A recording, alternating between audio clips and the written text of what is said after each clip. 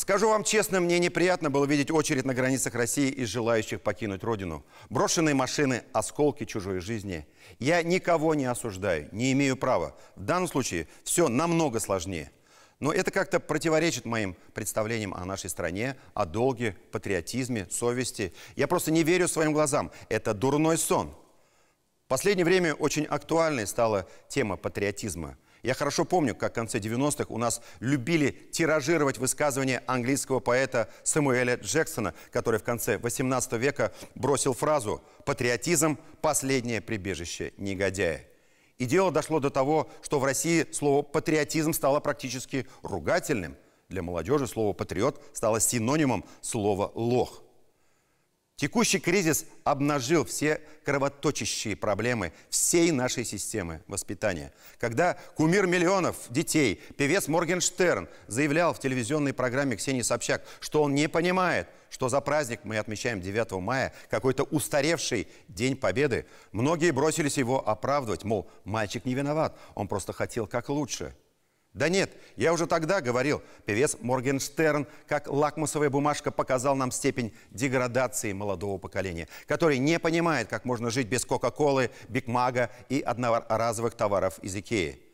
Некоторые современные дети – это продукт программ дебилизации под общим названием «Дом-2», которые десятилетиями пропагандировали культ бесконечного, беззаботного потребления, циничного удовольствия, прожигания жизни. И теперь для многих наших детей смыслом жизни стали кроссовки Касабланка, джинсы от Сен-Лорана и другие шмотки. Вечный праздник в южных странах, то самое знаменитое сказочное Бали. Смысл человеческой жизни, сконцентрированный в идее созидательного труда, они считают скучным и неприемлемым для себя. Любить родину для них – это удел примитивных созданий. Они граждане мира, хотят жить там, где тепло и ничего не надо делать, где можно вечно кататься на красивых тачках, встречать рассветы на шикарных виллах, попивая дорогое вино.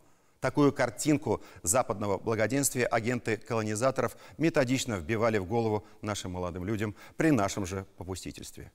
И они верили, не представляя, что виллы, золотистые пляжи – это миражи из бесконечных сериалов, а реальность всегда гораздо более прозаичнее и тяжелее. Многим представителям этого потерянного поколения, Моргенштернам, не помнящим родства, еще предстоит жестокое разочарование и чувство космического одиночества на чужой земле. Страшное, трагическое будущее людей, потерявших родину, цель, потерявших землю под ногами. С другой стороны, как всегда, в минуты роковые сегодня появилось огромное количество ура-патриотов, которые громко кричат со всех трибун, призывают применить ядерное оружие, все сравнять с землей. Но характерная черта этих квасных патриотов – они всегда готовы воевать чужими детьми до последней капли крови, но не своими. Своих они давно спрятали и спрятали далеко. Эти патриоты любят громко призывать вперед, в атаку, а сами предпочитают прятать тело жирное в окопе, веря в свою исключительность и право распоряжаться чужими жизнями.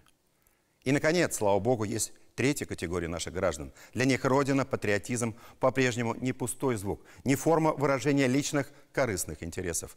Они считают постыдным для себя бегать и прятаться. Они не любят громких лозунгов и показного пафоса. Они просто готовы исполнить свой долг до конца, если потребуется. И, признаюсь, эти люди вызывают у меня чувство безмерного уважения.